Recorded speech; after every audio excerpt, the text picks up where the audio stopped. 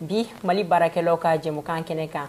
an ka invité ye mɔgɔ min ye o ye journaliste de ale ye journaliste M7 o jabarani sanfɛ ani radio émergence fana kan a bɛna ɲɛfɔli kan ye journaliste ka baara ye fɛn min n'i bɛ fɛ ka kɛ journaliste kan ka tɛmɛ sira minnu fɛ ani gɛlɛya minnu bɛ u ka baaraw tagaboloya la a bɛna ɲɛfɔli kan ye o kan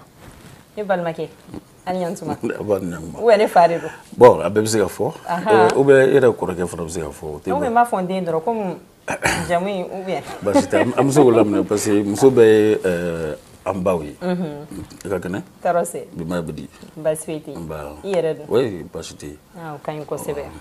a ka d'an ye k'i présenter an lamɛnbagaw bɛɛ lajɛlen i tɔgɔ ani jamu i ka ɲɛfɔli kɛ o kan d'accord ne tɔgɔ ye Isaac Kulibali ne ye journaliste ye i y'a fɔ cogoya min na M7 TV radio émergence ne ye olu journaliste ka ɲɛmɔgɔ ye responsable des informations o faamuyara journaliste yɛrɛ mun baara sugu de don an bɛ fɛ ka ɲɛfɔli k'an ye o kan bon journaliste baara min don ne bɛ fɔlɔ k'a fɔ n ko kanu baara don baara min n'i y'a kanu ka don a la o baara bɛ ɲɛ i bolo parce que i tɛna i sinsin wari kan tubabuw b'a fɔ ko lorsque tu exerces le métier de ta passion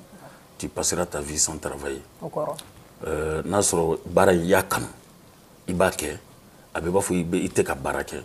n'i bɛ ka kɛ i tɛ baara la i bɛ k'i ni dingɛ de kɛ donc journalistiya bɛ kanu fɔlɔ de kunnafoni ɲini don ka kunnafoni fara ɲɔgɔn kan k'a tɛntɛn k'a kungun ni a ɲɛɲɛ bɔ ɲɔgɔn na ka sɔrɔ k'a walankata la collecte des informations le traitement des informations et la diffusion des informations o ka kan ka kɛ tilennenya ni laadiriya o de kɔnɔna na tilennenya ye mun ye i ma fan dɔ fisaya ni fan dɔ ye karisalakaw ni karisalakaw bɛ ɲɔgɔn na ka tilenw ni ɲɔgɔn cɛ i tɛna dɛmɛ don i ma i tɛna dɛmɛ parce que e ta ye kunnafoni di ka kunnafoni di ayiwa ni dɛmɛ bɛ kɛ ni mɔgɔ bɛ supporteli kɛ auditeurs walima téléspectateurs walima lecteurs olu de bɛ supporteli kɛ sisan n'o tɛ e nin man kan ka y'o la o de la a bɛ fɔ ko les faits sont sacrés mais les commentaires sont libres waleya kɛra cogoya min na i b'a fɔ ten minnu bɛ a langale sisan min y'olu diya olu b'o nan kala o de ye journalistiya ye donc ne b'o de kɛ o de bɛnna ne ka baara kanuta ma bi i bɛ a baara in na a bɛ wagati joli bɔ ne bɛ baara in na a kɔni ka ca ni san 20 ye avec mon jeune âge parce que depuis j'étais au lycée depuis ne bɛ lycée la ne bɛ taga radio la n bɛ taa bɔ radio baarakɛlaw la ne yɛrɛ tun bɛ tilema radio la Sikaso lycée radio caman tun bɛ yen quand on faisait les années 90 jusqu'à 2000 an tun bɛ lycée la j'ai été au lycée en 93 o temps kɔnɔna na ne bɛ taa radio la n bɛ se ka taa tileba radio la don dɔ la ne tun bɛ école chômé ka taa radio la ka taa sigi yen n tɛ se kuma na n ma se kuma ye mais baara in y'a kanu kojugu donc ne tor'o la jusqu'à kana taa IFM kɛ IFM à notre époque c'était l'UNSEC de Bougouni donc de 99 à 2003 j'étais à l'UNSEC de Bougouni n tun bɛ taa radio la et puis n tun bɛ participer émission na radio la émission dɔw tun bɛ yen ne tun bɛ poème bila ka taga poème fila chaque semaine donc si bien que n donna radio la u bɛ n wele ka na plateau débat nu b'olu kɛ ka na kɛ moi-même j'ai épousé la radio à partir de Bougouni dans les années 2002-2003 donc fo bi je suis homme de radio à la base c'est-à-dire ne ye radio baarakɛla de ye à la base n bɛ sɛbɛnni fana kɛ journaux kɔnɔna na organe de presse écrits la n bɛ sɛbɛnni fana kɛ donc fo kana se télé yɛrɛ fana ma télétigiw ye n ye n ka baara kɛcogo ka ɲi radio la ka n wele ayiwa ka danaya da n kan donc n b'o minɛ de kɔnɔ tan nka ni mɔgɔ min bɛ fɛ ka kɛ journaliste kan ka tɛmɛ sira jumɛn de fɛ journaliste ya fɔlɔ an bɛ min fɔ mɔgɔw ɲɛna o ye k'a kalan kɛ ka journalisme école bɛ Mali kɔnɔ bi a ka yɛrɛ écoleso bɛ yen gouvernement fana ta bɛ yen concours bɛ taa dɔw la wa i bɛ dɔw fana sara Mali journaliste kɔrɔba caman o y'o ka journaliste ya kalan kɛ kɔ kan gɛrɛsɛgɛ bɛ yen bi denmisɛnninw la jeune génération olu kunna ka di a bɛ kɛ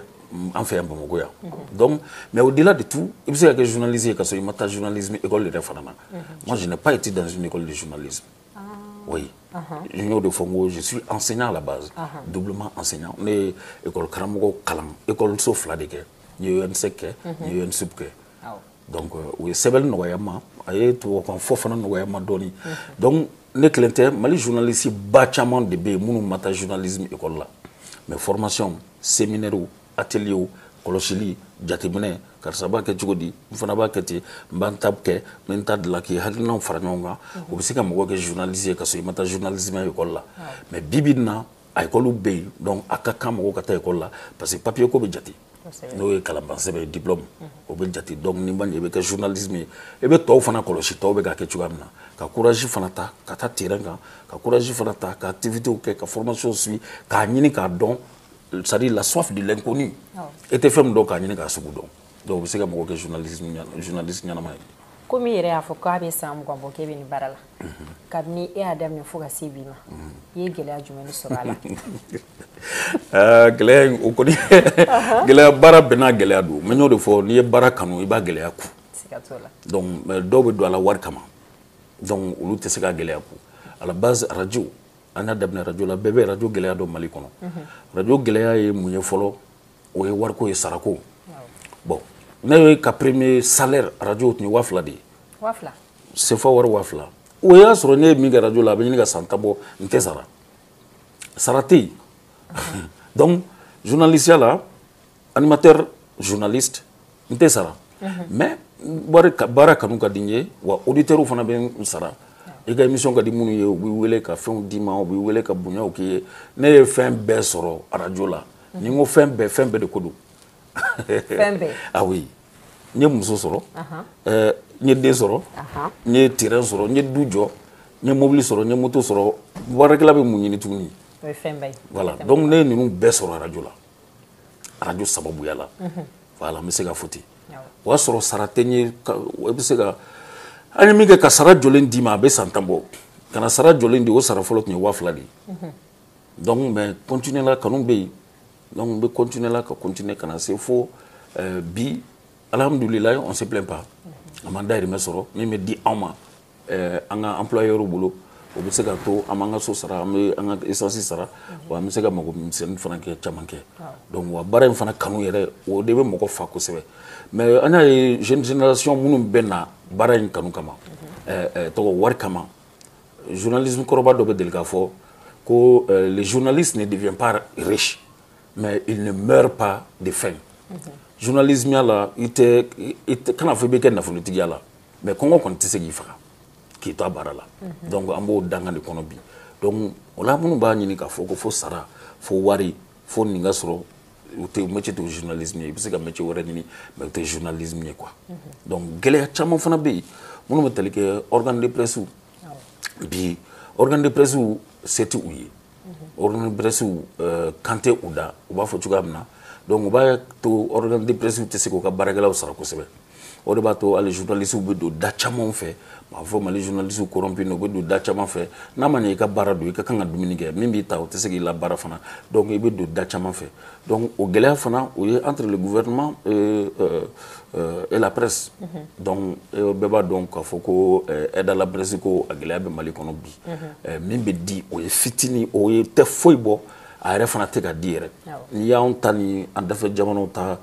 sanga ɲɔgɔn ma i b'a ye danfara ba de b'u ni ɲɔgɔn cɛ donc journalisme ni organe ma dɛmɛ organe tɛ se k'a ka baarakɛla dɛmɛ ni baarakɛla ma dɛmɛ baarakɛla fana tɛ se k'a ka baara kɛ i b'a fɔ a ka kan ka kɛ cogoya min na kɔngɔtɔ tɛ maloya dɔn a tɛ sanmɛ dɔn o gɛlɛyaw bɛ an kan o tɛmɛnen kɔfɛ gɛlɛya wɛrɛ fana bɛ yen nɔ tuguni min ni tɛ kelen i n'a fɔ a ka lakana ko ni fɛn wɛrɛw la oui protection sociale et puis journalisme fana c'est un métier très dangereux on peut le dire parce que an bɛ yɔrɔ min na insécurité ko la kuma dɔw bɛ yen il y a des sujets sensibles qu'on ne doit pas dire il y a des sujets très très sensibles qu'on ne doit pas frôler au risque de sa vie ni kumasen dɔw bɛ yen babusen dɔw bɛ yen ni da tunna la a bɛ b'a fɔ i ka ɲɛnamaya bila ngalama na donc olu faratiw bɛ yen wa sécurité sociale fana o ye assurance ko ninnu ni INPS ko ninnu ni AMO ko ninnu baarakɛla service employeur de ka kan ka mɔgɔw assurer o la olu bɛɛ sécurité mais olu fana ne y'a fɔ cogoya min na ni mɔgɔ ye journaliste ka baara faamu ni journalistes fana ye o ka baara kɛ a kɛcogo la ne hakili la ani population an bɛ ɲɔgɔn faamu bon journaliste taabolo dɔw fana bɛ par exemple les journalistes d'investigation donc olu fana bɛ farati dangana tuguni ka tɛmɛ anw kan min ye journaliste yɛrɛ fana gɛlɛya bi tuguni o ye bɔlɔlɔ siraw ye les nouvelles technologies de l'information de la communication Facebook WhatsApp Twitter Instagram ka taa se TikTok ninnu fɛn ma o y'a to mɔgɔ caman kɛra kunnafonidila ye ka sɔrɔ o tɛ kunnafoni di cogo dɔn o ye kunnafonidilaw yɛrɛ lagosi ka kunnafonidilaw mankutu tiɲɛ ni mɔgɔ ye olu ye baara la a bɛ k'i ɲɛna ko bɛɛ de b'a kɛ ten ni mɔgɔ ye olu ye parce que bi bi na téléphone ni bɛ bɛɛ bolo bi naani forfait bɛ se ka sɔrɔ wa bɛɛ bɛ se ka lajɛ hali de b'i ka buguda la donc minnu tɛ o baara kɛ minnu tɛ ye olu yɛrɛ ma dɔn minnu bɛ baara kɛ a cogo yɛrɛ la olu yɛrɛ fana ma dɔn mais bɛɛ bɛ minnu ye bɔlɔlɔsiraw sanfɛ u bɛ kumaw fɔ kuma minnu ma jate n'i ye dɔw yɛrɛ ka émission lajɛ réseaux sociaux sanfɛ i yɛrɛ bɛ ɲɛ ɲini mais n'u ɲininkala o fana b'a fɔ k'u tɛ journaliste ye u b'a fɔ k'olu ye activiste ye walima u b'a fɔ k'u ye vidéoman ye donc ou bɛ blogueur ye olu ni journaliste tɛ minɛn kelen kɔnɔ n'i ye sariya taabolo lajɛ mais mɔgɔw de bɛ an bɛɛ bila minɛn kelen kɔnɔ ka sɔrɔ an tɛ minɛn kelen kɔnɔ. O faamuyara nka komi yɛrɛ ye assurance ko fɔ k'o tɛ aw caman ye est ce que aw farala ɲɔgɔn kan ka se ka cogoya ɲini o gɛlɛya in na. fara ɲɔgɔnna tɔn caman de bɛ journaliste bolo association bɛ yen fédération bɛ yen ASEP bɛ yen maison de la presse bɛ yen olu bɛɛ bɛ kɛlɛ de la pour que nin bɛɛ ka ɲɛnabɔ kɛlɛ yɛrɛ fɔlɔ o ye aide à la presse de ye ko ka épingler budget d'état la c'est à dire k'a kɛ jagoya ye ni état y'a ka san nafolo kasabi bɔ fɛn ta ka bɔ presse ta ka bɔ parce que presse fana ye fanga dila de ye c'est le quatrième pouvoir donc an fana bɛ se ka fanga di mɔgɔ ma fanga o fanga nana bɛɛ gulonna anw de la ka yɛlɛ sanfɛ hali n'a sɔrɔla a bɛɛ bɛ tila k'anw tan mais bɛɛ bɛ gulon anw de la donc c'est pourquoi a ɲinina ni presse tala ba la organe de presse bɛ se ka u ka agent fana ta ba la nin cogo in na donc o sira de bɛ ka laɲini halisa mais kungo fɔbaga de bɛ jɛkulu bɛɛ la an ka kungo fɔbaga o ye ASEPT ye ani an ka tɔnbaw ye maison de la presse olu b'o baara la ni URTEL ninnu hakili la olu b'o wuli ka jɔ la hali dɔgɔkun tɛmɛnen na o ye baara caman kɛ dans ce sens. komi baara la farati tɛ ban ni kojugu dɔ ye aw dɔ la kelen sɔrɔ m'a laɲini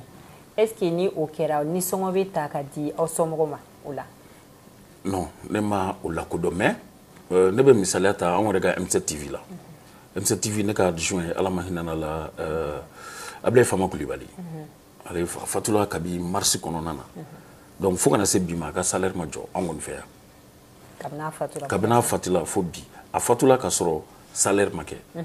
o salaire kɛla ka avril kɛ ka mai kɛ an bɛ juin kɔnɔ donc ɲɛmɔgɔ kɔni y'a ŋaniya a tɛ jɔ fo ka se waati min ma n t'a waati dan dɔn nka a ka somɔgɔw kɔni bɛ k'a tɔnɔ bɔ anw kun yan o ye M7 TV ta ye n bɛ se ka min fɔ tɔw ta kan Bilo Fama c'était mon adjoint mon grand frère a kɔni fatula ale ka sara bɛ ka continuer ka kɛ M7 la a bɛ se ka kɛ mɔgɔ caman y'o kɛ wa a banni fana an ye cotisation kɛ maison yɛrɛ ye wari fara ɲɔgɔn kan a wari nafolo kasabi a nafaba de b'a la an y'o di somɔgɔw ma o k'u boloma gɛn ni o ye donc a ka sara fana bɛ ka continuer donc n bɛ se ka kuma M7 ta kan radio émergence ta kan donc o bɛ senna anw fɛ yan. danfara bɛ journaliste yɛrɛ dama ni ɲɔgɔn cɛ. danfara cogo jumɛn. i n'a fɔ a bɛ fɔ ko aw bɛɛ ye journaliste ye est ce que an bɛ se k'a sɛbɛntiya k'a fɔ nin ka baara ye nin ye nin ka baara ye nin ye i bɛ se ka ɲɛfɔli kɛ n'a sɔrɔ différence dɔ bɛ journaliste yɛrɛ dama ni ɲɔgɔn cɛ ou bien a bɛɛ ye fɛn suguya kelen de. oui bon kuma dɔnnaw b'a fɔ ko tigɛ bɛɛ bɛ fala nka minnu bɛ kɔlɔ kelen kɔnɔ olu de bɛ ba la quoi est ce que y'a faamuya donc radio journalistes bɛ yen dɔw bɛ yen uniquement radio ne m'o fɛ ko j'étais je suis à la base radio donc mɔgɔ dɔw bɛ yen o radio la u ma taa télé la u ma taa presse écrite la dɔw bɛ presse écrite la u tɛ kuma u bɛ duguma u dogolen don olu bɛ sɛbɛnni dɔrɔn kɛ donc dɔw fana bɛ télé dɔrɔn na olu tɛ se radio la kuma na olu tɛ se sɛbɛnni fana na donc mais an bɛɛ kɔni ye journaliste ye an bɛɛ bɛ wele ko journaliste ye. o faamuyara laɲini jumɛn de b'i bolo ka ɲɛsin an ka jamana ɲɛmɔgɔ ma walasa u bɛ gɛlɛya min na hali bi dɔ bɛ se ka bɔ o la cogoya min na. non laɲini kɔni ne ɲɛna ne da ser'o ma ka ban parce que n'i ye gɛlɛya évoqué n'i ye gɛlɛyaw fɔ donc o b'a jira k'a fɔ ko i bɛ welewelemadakan dilan welewelemadakan ye parce que n'i ko i bɛ welewelemadakan yɛrɛ da i bɛ dɔ fɔ ɲa ye ka dɔ fɔ ɲa cɛlakaw ye a welewelemadakan fɔlɔ o bɛ fɔ journalistes ɲɛna ka dɔ fɔ chef d'organe ɲɛna ka dɔ fɔ ɲɛmɔgɔw fana ye donc chef d'organe ya bi a kɛra ni min ye diplôme ni sɔrɔ walima ni min ye moyen ni sɔrɔ ciw sɔrɔ dɔrɔn o bɛ taa organe dɔ dayɛlɛ ka sɔrɔ hali a fonctionnement se t'a ye min mana san kelen san fila kɛ dɔrɔn o bɛ taa organe dɔ dayɛlɛ a kɛra radio ye o a kɛra télé ye o a kɛra web tv ye o b'a dayɛlɛ a yɛrɛ ye n'i y'a dayɛlɛ i yɛrɛ ye mɔgɔw de bɛ na i fɛ k'o bɛna baara kɛ i b'olu de ta jagoya mako be jo mɔgɔw de la ka baara kɛ ni m'o kɛ I kelen b'a fɔ k'i b'i ka baara kɛ a tɛ k'a kɛcogo la donc o de bɛ fiɲɛ caman don an ka baara la radio ko fana bɛ ten o de ye radio fana caya mais radio nin fɛn nin organe nin caya o tɛ kojugu ye en soi mais a kɛcogo ɲuman ni baara bɛ k'a kɔnɔ baarakɛlaw fana n y'a ye bi min mana wuli n'a dɛsɛla ka baara nin kɛ ale ye juriste ye a ye enseignant ye b'a fɔ ne yɛrɛ ou bien ni dɔ ye droit kalan donc u bɛ taa journalisme na n'i ma baara sɔrɔ I bɛ taa journalisme na c'est pourquoi dɔ b'a fɔ ko secteur min ye baarakɛbaliya kɛlɛ kosɛbɛ k'o ye journalisme de ye éducation tɛ santé tɛ parce que n'i y'a sɛgɛsɛgɛ diplôme tigi bɛɛ bɛ presse kɔnɔ dɔw ye dɔgɔtɔrɔya kalan kɛ o bɛ journalistiya la dɔw ye l'école karamɔgɔya kalan kɛ o bɛ journalistiya la donc secteur bɛɛ bɛ journalisme de kɔnɔ donc si bien que mɔgɔ sugu bɛɛ bɛ k'a kɔnɔ wa n'i ye cakɛda fɛn fɛn ta lajɛ secteur fɛn fɛn baarakɛbolo fɛn fɛn lajɛ I b'a sɔrɔ a mɔgɔ sugu fana b'a kɔnɔ mais ne bɛ kuma journaliste ta de kan donc journalistiya fana na an kan ka baara kɛ ni tilennenya ye k'a kɛ ladiriya ye k'a kɛ ni hɔrɔnya ye k'a kɛ ni danbe ye parce que ni danbe bɔra baara la kaban I mago sala wari ɲini kama an bɛ don da dɔw fɛ k'a majigin mɔgɔw ye ka fɛn dɔw minɛ min m'an tɔgɔ tiɲɛ f'an ka dɔn k'a fɔ ko différence dɔ bɛ journalisme ani communication cɛ l'information et la communication ça fait partie des métiers de la communication métier de la communication na journalisme yɛrɛ b'a kɔnɔ mais information fana ni communication tɛ kelen ye information I b'o ɲini k'o di fufalaki mais communication o bɛ kɛ wari la de mais an ka mɔgɔw bɛ k'a bɛɛ ɲagamu bi o b'a bɛɛ kɛ wari la bi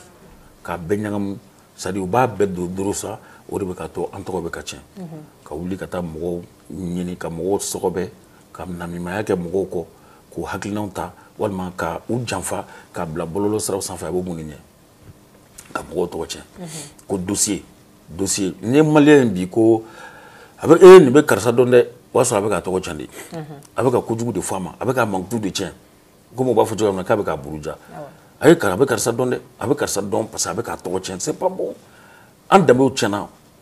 an ka tabiyaw tiɲɛna an ka taabolow tiɲɛna nin sira ninnu na n'i y'an ka mɔgɔkɔrɔbaw wele bi k'a fɔ ko maliyɛn bɛ nin k'a yɛrɛ la balimaw tɛ ɲɔgɔn to sinjiw tɛ ɲɔgɔn to jɛɲɔgɔnw tɛ ɲɔgɔn to Mali kɔnɔ ani Mali kɔ kan a bɛ fan bɛɛ de n'i mana téléphone kelen san ka vidéo dɔ kɛ dɔrɔn u bɛ taa da la gosi mɔgɔw fana bɛ siranw ɲɛ k'o tigi wele ka wari d'u ma a b'a jama ka bila mɔgɔ wɛrɛ de la o de y'a to wulujugu caman balolen don ka bila mɔgɔw la bi an yɛrɛ de y'o wulujugu ninnu balo k'o bila mɔgɔw la donc o ye journalisme jɔyɔrɔ ye donc fɛn min ye faamaw les chefs d'organe o ka hakili to kɔ mɔgɔw la n'i ye mɔgɔ fila mɔgɔ saba ta a ma se I ka mɔgɔ bayirika ta pour que k'a fɔ ko I ka organe jama ka ca I bɛ se mɔgɔ minnu kɔrɔ o ta wa n'i tɛ se organe kɔrɔ I ka organe dayɛlɛ I ka baara kɛ mɔgɔ bolo fɔlɔ I ka expérience sɔrɔ I ka wari dɔ fara ɲɔgɔn kan I ka sɔrɔ ka u b'a fɔ cogoya min na ka voler de ses propres ailes donc à l'État également il faut que l'État voie que nous sommes des nécessités an sen bɛ jamana yiriwali la an sen bɛ jamana jɔli la jamanadenw kunnafoni ni kunnafoni yɛrɛ ye balo de ye ni min ma kunnafoni o ni ye ni kɔngɔtɔ de ye minnu ka baara bɛnn'a ma o ni dɛmɛ ka kan an b'a fɔ ko gouvernement k'an sara parce que nous évoluons dans le secteur privé an bɛ kɛ yɛrɛ ye la mais gouvernement ka kan k'an dɛmɛ k'anw lakana gouvernement ka kan k'anw dɛmɛ k'a to an ka se an yɛrɛ kɔnɔ fara n'an sera an yɛrɛ kɔrɔ an bɛ se ka mɔgɔ caman fana ta a bɛ dɔ bɔ chômage de la o de la n ko i ma ko journalisme de kɛra secteur ye min ye mɔgɔ ta fo caman mɔgɔw bɛ mɔgɔw ye télé la ka ɲɛbɔ fɛ ka taa journalisme la ka mɔgɔw ye télé la dɔrɔn ka ɲɛbɔ a fɛ k'a kanu ka kanu a ka baara fɛ an caman ye misaliya ta wɛrɛ tɛ mɔgɔw kan waati min na an bɛ wele moi je prends l'exemple sur les Bali Idrissa les Djibril Bodj ni tun y'olu télé la les Thomas Lazare les Papa Oumar Diop ni y'olu ye télé la ça donnait la soif du métier ça donnait le goût du métier mais bi faut que anw minnu fana b'a la f'anw fana ka baara kɛ dans ce sens la future génération o ɲɛ bɛ anw de la donc ɲɛ jɔyɔrɔ y'anw de ye an ka kan ka k'u ma misaliya ye kuma kuncɛ kuma la n'a y'a sɔrɔ fɛn wɛrɛ b'i bolo ka fara nin kan yanni an ka jɛmukan in kuncɛ ouais kuma kuncɛ kuma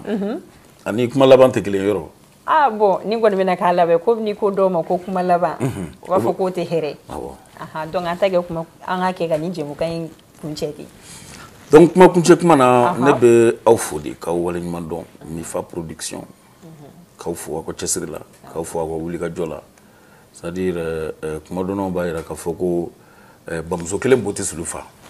bon a bolo ɲɛ kelen tulu fana tɛ se ka sama mɔ donc aw b'aw cɛsiri na baara don baara ma bɔ baara la baara fɛn fɛn bɛ se ka mɔgɔ dɛmɛ ka nafolo s'i ma o ye baara ye donc a y'aw banba k'aw jija parce que a bɛ daminɛ tan de ka yɛlɛ kɛn yɛrɛ ye fana le secteur privé la promotion du secteur privé gouvernement b'a la aw bɛ fo parce que aw bɛ anw fana bɔ anw ka clients moi ne bɛ émission débat kɛ ne ka clients ye politique mɔgɔw ye mais ni aw fana ye ne kɛ aw ka client ye honneur do danaya fana do parce que ka wuli ka mɔgɔ sɛgɛrɛ a baarakɛ bolo de diyar'i ye walima i bɛna a sugu dɔn fana i b'a to diɲɛ ma b'a sugu dɔn donc k'aw fo aw ka cɛsiri la k'aw fo aw ka waleya la jamanadenw hali sen bɛ wulu kunnafoniyali la hali ne ye dakuruɲɛ damadamani minnu fɔ a bɛ se ka kɛ a ma ɲɛ a bɛ se ka kɛ a ma diya dɔw ye a bɛ se ka kɛ dɔw yɛrɛ b'a fɔ e yɛrɛ bɛ nin fɔ la est ce que e bɛ nin kɛ wa mais ne bɛ kuma ni min de ye ne bɛ kuma ni n ŋaniya de ye min bɛ ni ala cɛ n b'o de fɔ n tɛ kuma mɔgɔ ka nin dingɔn na quoi donc an ka baara in continuer comme ça dans cette lancée le meilleur est à venir parce que jamana jɔ la ni bɛɛ y'i jɔyɔrɔ bin faga jamana wo bɛ jamana na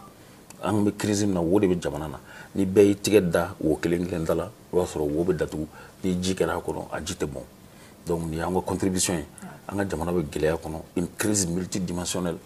an bɛ gɛlɛya min kɔnɔ an b'an gɛlɛya sugu ye an yɛrɛ t'a dɔn an b'an komi an t'a dɔn an b'an jami donc ka welewelema ka kɛ maliden ye an ka to ɲɔgɔn kɔ ka tigɛ di ɲɔgɔn ma i b'a fɔ mali tun bɛ cogoya min na ka laɲini kɛ a bɛ kɛ jamana ni bɛɛ lajɛlen bɛ misaliya ta min kan an ye gɛlɛya ye gɛlɛya bɛ ka ban de n'i y'a guantɔ ye a bɛ taa sumaya yɔrɔ de donc ka aw fo ka wale ɲuman dɔn ka courage di aw ma ka fɔ aw ɲɛna ko aw ni ce aw ka baara la maa bɛ fo yɛrɛ ci la ne bɛ fɛ ka ɲininkali laban min tuguni na fana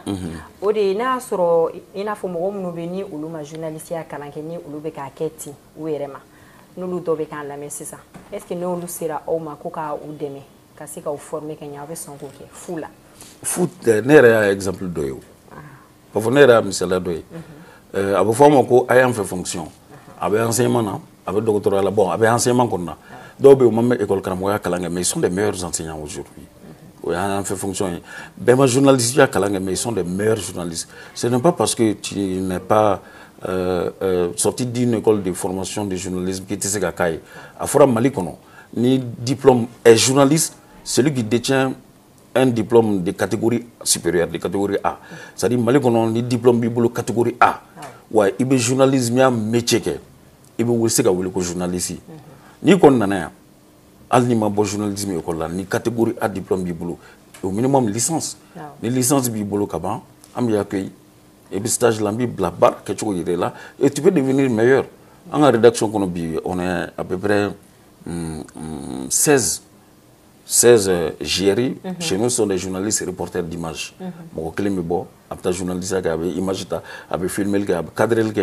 avait voix, qui avait montage fanaké. Autant de woro de bambolo, amzo ka chani chawi, avait ma journalisme qui est. N'ere au misalai. Ah, au famille. Merci. Irenichi, igatana, njara yoko sebe. Merci beaucoup. An lamɛnbagaw hakili la ye caman faamu an ka bi baro la ani journaliste Isaac Kulubali an n'ale de tun bɛ ɲɔgɔn bolo a tun bɛ ka ɲɛfɔli k'an ye u ka baaraw tagaboloya la journaliste ye mɔgɔ ye minnu jɔda ka bon kosɛbɛ an ka jamana kɔnɔ sabula olu de bɛ to ka taa an ka jamana ɲɛmɔgɔ fanfɛla la ani yɔrɔ caman na ka taa kunnafoniw ta a sunba kɔrɔ ka ne ni aw k'an ladɔnniya fɛn caman kan an ka jamana kunkanko la an b'a fɔ aw k'an bɛn sanga wagati wɛrɛ ni Ala ka jɛ ye.